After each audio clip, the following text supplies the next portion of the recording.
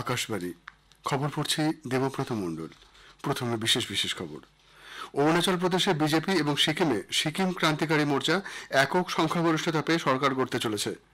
নির্বাচন কমিশন পশ্চিমবঙ্গের বারাসাত ও মথুরাপুর কেন্দ্রের দুটি বুথে আগামীকাল পুনর্নির্বাচনের নির্দেশ দিয়েছে। সাইক্লোন রিমাল এবং বিভিন্ন রাজ্যে তাপপ্রবাহজনিত পরিস্থিতি পর্যালোচনা করতে প্রধানমন্ত্রী নরেন্দ্র মোদী আজ এক উচ্চ পর্যায়ের বৈঠক করেছেন। আবগারি কেলেঙ্কারি মামলায় রাউজ এভিনিউ আদালত দিল্লির মুখ্যমন্ত্রী অরবিন্দ কেজরিওয়ালকে 5 জুন পর্যন্ত বিচার বিভাগীয় হেফাজতে পাঠিয়েছে। তাইওয়ান ওপেন অ্যাথলেটিক্সে পুরুষদের 800 মিটারে ভারতের অঙ্কেশ চৌধুরী সোনা এবং সোমনাথ চৌহান রূপো পেয়েছেন।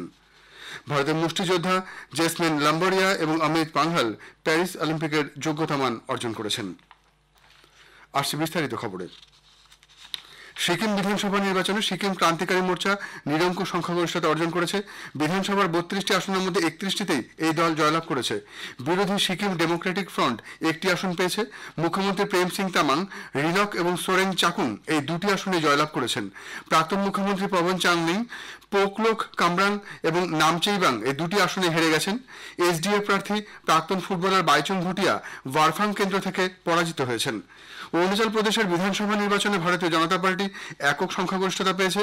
বিধানসভার 60টি আসনের মধ্যে 50টিতে ভোট গ্রহণ হয়েছিল। 10টি আসনে বিজেপি বিনা প্রতিদ্বন্দ্বিতায় জয়লাভ করেছিল। বাকি 50টি আসনের মধ্যে বিজেপি 36টি আসনে জয়লাভ করেছে। ন্যাশনাল পিপলস পার্টি 5টি এবং পিপলস পার্টি 2টি আসন পেয়েছে। এনসিপি 3টি এবং কংগ্রেস 1টি আসন জিতেছে। প্রধানমন্ত্রী নরেন্দ্র মোদী বিজেপিকে জয়ী করার জন্য অরুণাচলবাসীকে ধন্যবাদ জানিয়েছেন। একই সঙ্গে সিকিমে জয়লাভের জন্য সিকিম ক্রান্তিকারী মোর্চাকে প্রধানমন্ত্রী অভিনন্দন জানিয়েছেন। বিজেপি সর্বভারতীয় সভাপতি জগৎ প্রকাশ নাড্ডা অরুণাচল প্রদেশ বিধানসভায় দলের বিরাট সাফল্যের জন্য সেখানকার মানুষের প্রতি কৃতজ্ঞতা ব্যক্ত করেছেন।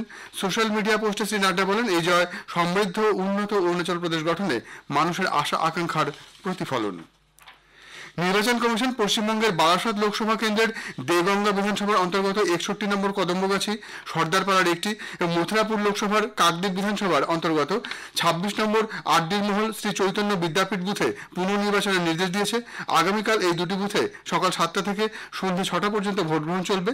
রিটার্নিং অফিসারদের কাছ থেকে পাওয়া রিপোর্টের ভিত্তিতেই কমিশনের এই সিদ্ধান্ত। 2024 লোকসভা নির্বাচনের ভোট গণনা করা হবে আগামী মঙ্গলবার 4 জুন। একই সঙ্গে ওড়িশা, অন্ধ্রপ্রদেশ বিধানসভা নির্বাচনের ভোট গণনাও হবে ওই দিন। পাশাপাশি ওই দিনই কয়েকটি বিধানসভা আসনের উপনির্বাচনেরও গণনা হবে। মুখ্য নির্বাচন কমিশনার রাজীব কুমার এবং 2 নির্বাচন কমিশনার জ্ঞানেশ কুমার ও ডক্টর সুখবীর সিং সান্ধু গতকাল এক বৈঠকে গণনার দিনের প্রস্তুতি পর্যালোচনা করেছেন। বিভিন্ন রাজ্য ও কেন্দ্রশাসিত অঞ্চলের মুখ্য নির্বাচনী আধিকারিক ও রিটার্নিং অফিসাররা বৈঠকে যোগ দেন। নির্বাচন কমিশনের ওয়েবসাইট result.eci.gov.in লিঙ্কে ভোট গণনার প্রবণতা ও ফলাফল পাওয়া যাবে। মানুষ ভোটার হেল্পলাইন অ্যাপ থেকে এই সমস্ত তথ্য পাবে। আগামী মঙ্গলবার পশ্চিমবঙ্গের 42টি লোকসভা কেন্দ্রের জন্য মোট 55টি গণনা কেন্দ্র থাকছে বলে নির্বাচন কমিশন জানিয়েছে। সেখানে মাইক্রো অবজারভার সহ 25,000 ভোটকর্মীকে নিয়োগ করার সিদ্ধান্ত নেওয়া হয়েছে।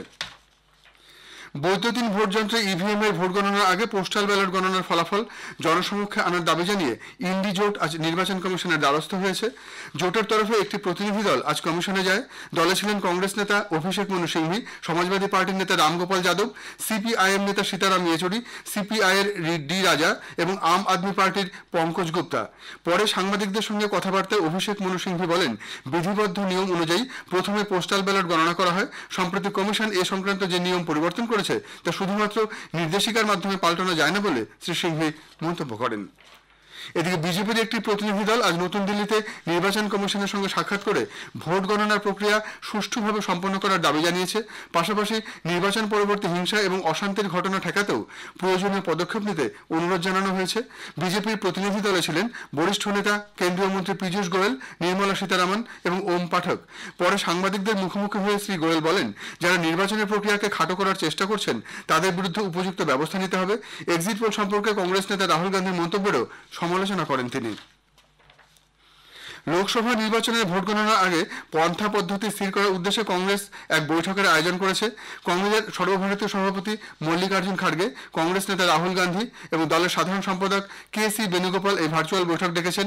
লোকসভা নির্বাচনে দলের প্রার্থী, বিভিন্ন রাজ্যে কংগ্রেস বিধায়ক দলের নেতা এবং প্রদেশ কংগ্রেসের সভাপতিরা এই বৈঠকে অংশ নিচ্ছেন। প্রযুক্তিগত জালিয়াতি বা কারচুপি হয়েছে কিনা সে ব্যাপারে নিশ্চিত হতে নির্বাচন কমিশন উদ্যোগী হয়েছে। এই সংক্রান্ত একটি মামলায় শীর্ষ আদালতের রায়ের প্রেক্ষিতে নির্বাচন কমিশন আজ এক নির্দেশ জারি করেছে। ভোটের ফল ঘোষণার 7 দিনের মধ্যে পরাজিত প্রার্থীরা ভোটের ফলাফল রিভিউ করার সুযোগ পাবেন। ফলাফলের নিরিখে যেসব প্রার্থী দ্বিতীয় বা তৃতীয় স্থানে থাকবেন তারাই সেই সুবিধা পাবেন।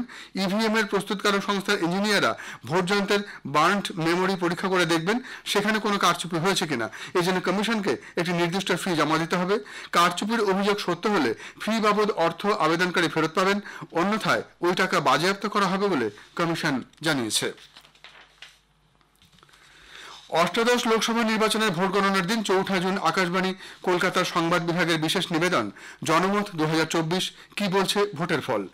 সকাল 10টা থেকে বিকেল 4টে পর্যন্ত ভোট গণনার গতি প্রকৃতি এবং ফলাফল বিশ্লেষণের এই অনুষ্ঠানে হাজির থাকবেন সাংবাদিক, রাষ্ট্রবিজ্ঞানী, অর্থনীতিবিদ, সমাজতাত্ত্বিক এবং বিভিন্ন রাজনৈতিক দলের প্রতিনিধিরা।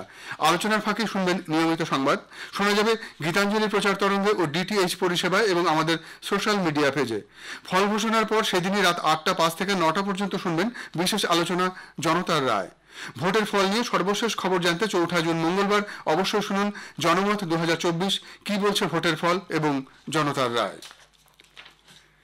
নির্বাচন পরবর্তী পরিস্থিতি সামাল দেওয়ার জন্য পশ্চিমবঙ্গে 400 কোম্পানি কেন্দ্রীয় বাহিনী রাখার সিদ্ধান্ত নিয়েছিল নির্বাচন কমিশন। 6 জুন পর্যন্ত কেন্দ্রীয় বাহিনী রাজ্যে থাকবে বলে আগে জানানো হলেও সেই নির্দেশকে কমিশন সংশোধন করে আগামী 19 জুন পর্যন্ত করেছে। এই রাজ্যে 400 কোম্পানি কেন্দ্রীয় বাহিনীকে রাখা হবে ভোট পরবর্তী পরিস্থিতিকে সামাল দেওয়ার জন্য।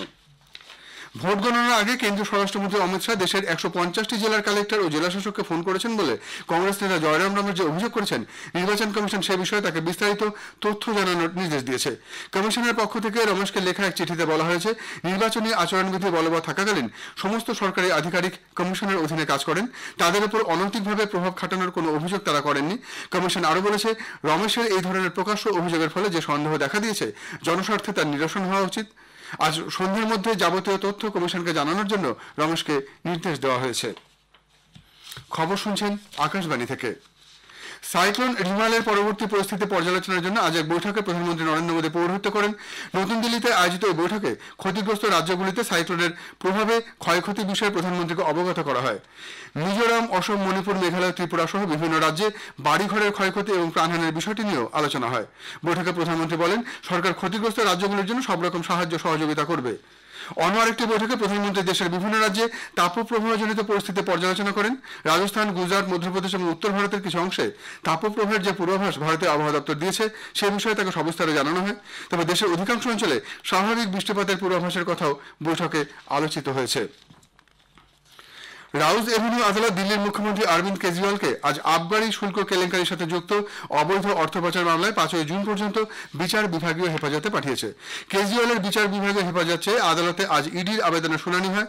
কেজরিওয়াল অন্তর্বর্তীকালীন জামিনে থাকায় আবেদনটি বিচারাধীন ছিল। আজ তার আত্মসমর্পণের পর রাউজ এভিনিউ আদালত এই নির্দেশ দেয়। আত্মসমর্পণের আগে তিনি দলীয় নেতা কর্মীদের সঙ্গে মতবিনিময় করেন এবং জনগণের উদ্দেশ্যে ভাষণ দেন। উল্লেখ্য, আবগারি শুল্ক কেলেঙ্কারিতে দিল্লির মুখ্যমন্ত্রী অরবিন্দ কেজরিওয়ালকে গত 21 মার্চ গ্রেপ্তার করা হয়। 10 মে তিনি অন্তর্বর্তীকালীন জামিন পান। উত্তর পূর্ব এবং দক্ষিণ ভারতে আগামী 3 থেকে 4 দিন ভারী থেকে অতি ভারী বৃষ্টি অব্যাহত থাকবে বলে আবহাওয়া দপ্তর জানিয়েছে। অরুণাচল প্রদেশ, আসাম, মেঘালয়, হিমালয় সংলগ্ন পশ্চিমবঙ্গ এবং সিকিমে আগামী 4 দিন বিক্ষিপ্তভাবে ভারী থেকে অতি ভারী বৃষ্টির সম্ভাবনা। উত্তর পশ্চিম ও পূর্ব ভারতে আগামী 2 দিন এবং মধ্য ভারতে আগামী 5 দিন সর্বোচ্চ তাপমাত্রা 2 থেকে 3 ডিগ্রি সেলসিয়াস কমতে পারে। বাংলাদেশের রাজধানী ঢাকা এবং সংলগ্ন অঞ্চলে আজ 5 তীব্রতার ভূমিকম্প অনুভূত হয়েছে। কম্পন অনুভূত হয় মায়ানমারেও। বাংলাদেশের আবহাওয়া দপ্তর জানিয়েছে, ভারতীয় সময় দুপুর 3:14 এই কম্পন হয়। কেন্দ্রস্থল ছিল ঢাকার 441 কিলোমিটার দক্ষিণ পূর্বে মায়ানমারে। ক্ষয়ক্ষতির তেমন কোনো খবর এখনো পাওয়া যায়নি। ব্যাংককে দ্বিতীয় বিশ্ব বক্সিং কোয়ালিফায়ারে পুরুষদের 51 কেজি বিভাগে আসন্ন প্যারিস অলিম্পিকের জন্য ভারতের অমিত পাঙ্ঘাল আজ দ্বিতীয় টিকিট নিশ্চিত করলেন। তিনি চীনের লিউ চুয়াংকে 5-0 ব্যবধানে হারিয়ে দেন। অপরদিকে জেসমিন লাম্বোরিয়া মহিলাদের 57 কেজি বিভাগে 5-0 মালির মেরিন কামুরাকে পরাজিত করেন। তাইওয়ান ওপেন অ্যাথলেটিক্সে পুরুষ বিভাগে 800 মিটারে ভারতের অঙ্কেশ চৌধুরী সোনা এবং সোমনাথ চৌহান রূপো জিতেছেন। অঙ্কেশ 1 মিনিট 50.63 সেকেন্ডে এবং সোমনাথ 1 মিনিট 50.88 সেকেন্ডে দৌড় সম্পন্ন করেন। শেষ করার আগে বিশেষ খবর আরেকবার। অরুণাচল প্রদেশে বিজেপি এবং সিকিম ক্রান্তিকারী মোর্চা একক সংখ্যাগরিষ্ঠতা পেয়ে সরকার করতে চলেছে। নির্বাচন কমিশন পশ্চিমবঙ্গের বারাসাত ও মথুরাপুর কেন্দ্রের 2টি বুথে আগামীকাল পুনর্নির্বাচনের নির্দেশ দিয়েছে। আবগারি কেলেঙ্কারি মামলায় রাউজ এভিনিউ আদালত দিল্লির মুখ্যমন্ত্রী অরবিন্দ কেজরিওয়ালকে 5 জুন পর্যন্ত বিচার বিভাগীয় হেফাজতে পাঠিয়েছে। ভারতের মুষ্টিযোদ্ধা জেসমিন লাম্বরিয়া এবং অমিত পাঙ্ঘাল প্যারিস অলিম্পিকের যোগ্যতা মান অর্জন করেছেন। খবর এখনকার মতো এ পর্যন্ত।